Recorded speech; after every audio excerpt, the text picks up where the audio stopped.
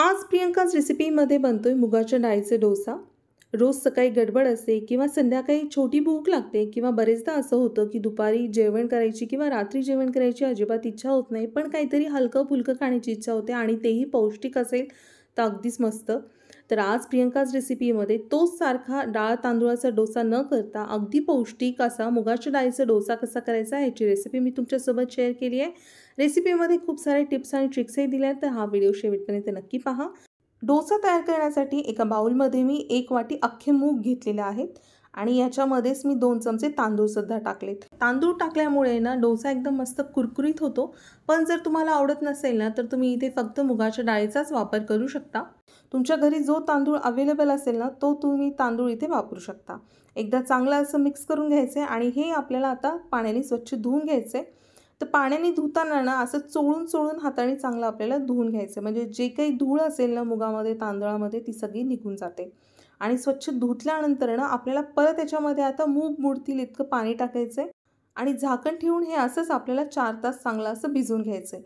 कमीत कमी 4 तास भिजवायचं आहे। जर तुमच्याकडे जास्त वेळ असेल तुम्ही जास्त वेळ जरी भिजवून घेतलं तरी चालेल। तर आता हे बघा 4 तासानंतर अगदी व्यवस्थित आपले हे मूग आणि तांदूळ चांगले भिजून झाले। मूग असे छान असे फुललेत। आता ह्या मुगामधलं आपल्याला सगळं पाणी काढून टाकायचं आहे आणि हे मूग आपल्याला मिक्सरला फिरवून घ्यायचे। तर असे हे मूग आपल्याला मिक्सर जारमध्ये ट्रान्सफर करून घ्यायचे। आता ह्याच्यामध्ये ना आपल्याला कढीपत्ता टाकायचा, हिरवी मिरची, इथे मी थोडं तिखट होण्यासाठी हिरवी मिरची टाकलेली आहे। जर तुम्हाला हिरवी मिरची आवडत नसेल तर तुम्ही इथे लाल तिखट सुद्धा टाकू शकता किंवा जर तुमच्याकडे लहान मुलं असतील ना तर तुम्ही याच्यामध्ये तिखट नाही टाकलं तरी चालेल। थोडं अद्रक टाकायचं, चवीपुरतं मीठ, अर्धा चमचा अख्खे जिरे, 1 चमचा धने जिरे पूड आणि थोडं पाणी टाकायचं आणि झाकण लावून मिक्सरला पेस्ट तयार करून घ्यायची। तर हे बघा या पद्धतीने आपल्याला हे मिक्सरला चांगलं फिरवून घ्यायचं आहे आणि मिक्सरमध्ये मी थोडं पाणी टाकलं होतं ते सुद्धा याच्यामध्ये मी टाकून घेतलं आहे। तर एकदा सगळं चांगलं असं आपल्याला चमच्याने मिक्स करून घ्यायचं आहे। तर हे बघा या कन्सिस्टन्सीमध्ये आपल्याला हे बॅटर हवं आहे। तर आता हे आपलं डोशाचं बॅटर आता तयार आहे, मी तुम्हाला दाखवते। असं एकदम आपल्याला मिक्सरला एकदम पेस्ट तयार करून घ्यायची आहे, म्हणजे कुठेच त्याच्यामध्ये मुगाचे दाणे नसले पाहिजे इतकं बारीक आपल्याला हे मिक्सरला फिरवून घ्यायचं आहे। तर आता हे आपलं डोशाचं बॅटर आता तयार आहे। बॅटर आता असंच थोडा वेळ आपल्याला बाजूला ठेवायचं आहे। तोपर्यंत आपल्याला डोशाचा तवा गरम करून घ्यायचा आहे आणि तवा गरम झाला ना की त्याच्यावरती 1 चमचा तेल टाकायचं आहे आणि चांगलं आपल्याला तव्याला चांगलं असं ग्रीस करून घ्यायचं आहे। तुमच्याकडे जर कास्ट आयर्नचा तवा असेल तो सुद्धा तुम्ही इथे वापरू शकता। इथे मी नॉनस्टिकचा तवा वापरते। तव्यावरती जेव्हा आपण असं तेल टाकतो ना तेव्हा एकदम अशी मस्त त्याला वाफ येऊ द्यायची आहे, म्हणजे एकदम कडकडीत तवा गरम होऊ द्यायचा आहे आणि लगेच त्याच्यावरती पाणी टाकून आपल्याला असं कपड्याने चांगलं असं पुसून घ्यायचं आहे, म्हणजे तवा एकदम चांगला ग्रीस करून झाला ना कीच त्याच्यावरती डोसा अगदी व्यवस्थित तयार होतो।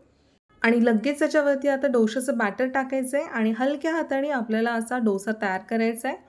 बॅटरची कन्सिस्टन्सी अगदी व्यवस्थित असेल ना तर ते बॅटर व्यवस्थित असं तव्यावरती छान असं पसरलं जातं।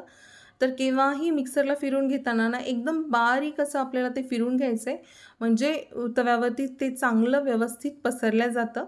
तर आता मोठ्या गॅसवरती हा आपल्याला डोसा आता तयार करून घ्यायचा आहे आणि डोशाची वरची बाजू थोडी सुकली ना की त्याला आपल्याला बटर लावून घ्यायचं आहे।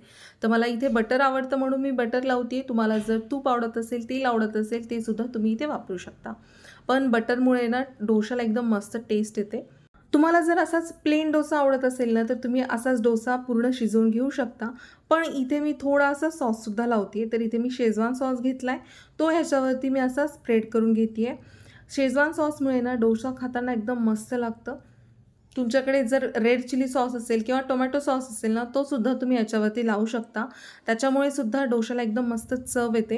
हा सॉस लावल्यानंतर ना ह्याच्यावरती आपल्याला मस्त असं कांदा टाकायचा आहे। तर इथे मी कांदा आणि कोथिंबीर असं बारीक चिरून घेतलं होतं, ते सुद्धा ह्याच्यावरती मी टाकलं आहे। तुम्हाला जर आणखीन कोणत्या भाज्या आवडत असतील ना त्यासुद्धा तुम्ही ह्याच्यावरती टाकू शकता किंवा जर तुम्हाला चीज आवडत असेल ना ते सुद्धा तुम्ही ह्याच्यावरती टाकू शकता।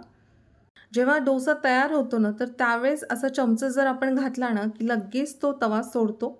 तर हे बघा अगदी व्यवस्थित माझा हा चमचा डोशाच्या खालून व्यवस्थित जातोय आणि व्यवस्थित डोसा आणि तवा सोडलेला आहे आणि हा आपला मस्त असा क्रिस्पी डोसा तयार आहे। तुम्ही डोशाचा कलरच बघू शकता की अगदी टेम्पटिंग कलर दिसतोय डोशाचा आणि हे बघा अजून सुद्धा अगदी मस्त असा ब्राऊन आपला हा डोसा तयार झालाय। तर आता हा डोसा तयार आहे, लगेच एका प्लेटमध्ये आपल्याला काढून घ्यायचा आहे। आता याच पद्धतीने आपल्याला सगळे डोसे लावून घ्यायचे. तर सगळ्यात आधी थोडं तेल टाकायचे. तेलावरती लगेच आपल्याला पाणी टाकायचं आहे आणि कपड्याने व्यवस्थित स्वच्छ पुसून घ्यायचं आहे.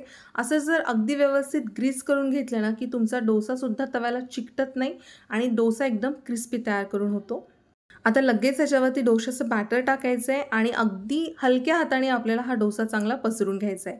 तुम्ही मला डोसा पसरून घेताना बघू शकता, की अगदी स्मूथ असं बॅटर झालंय आणि व्यवस्थित हा डोसा चांगला पसरून झालाय. डोसा थोडा असा कोरडा झाला ना, की त्याच्यावरती आपल्याला बटर टाकायचं आहे आणि सगळं व्यवस्थित पसरून घ्यायचं आहे. आपण नेहमीच डाळ आणि तांदूळाचा डोसा खातो, तो डोसा ना पचायला थोडा जड जातो. इथे फक्त आपण मुगाच्या डाळीचा वापर केलेला आहे. मुगाची डाळ पचायला अगदी हलकी असते.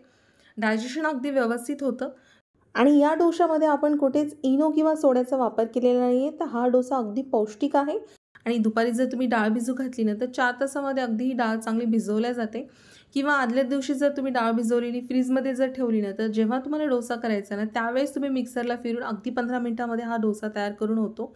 आणि जर तुम्हाला मुलांना डब्यामध्ये जरी द्यायचा असेल ना, तर हा डोसा अगदी चांगला ऑप्शन आहे, अगदी पौष्टिक आहे आणि पोटभरीचा आहे आणि मुगाच्या डाळीमुळे डायजेशन तर अगदी व्यवस्थित होतंच.